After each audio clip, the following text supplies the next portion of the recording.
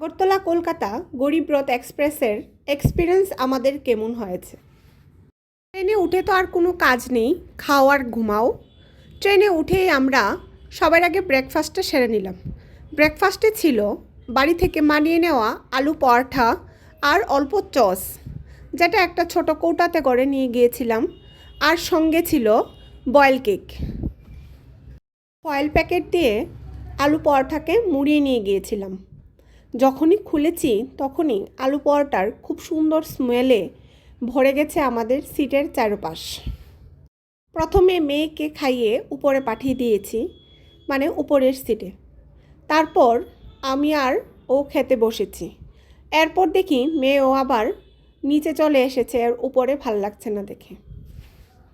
ট্রেনে বসে বাইরের সিনারি দেখতে দেখতে খাওয়ার যে একটা আলাদাই মজা।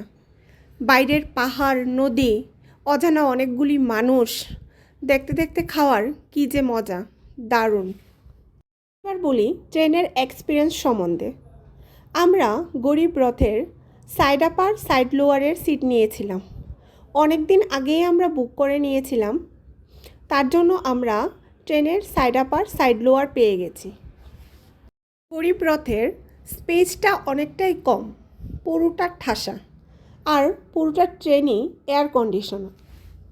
আমাদের জার্নি মোটামুটি ছিল।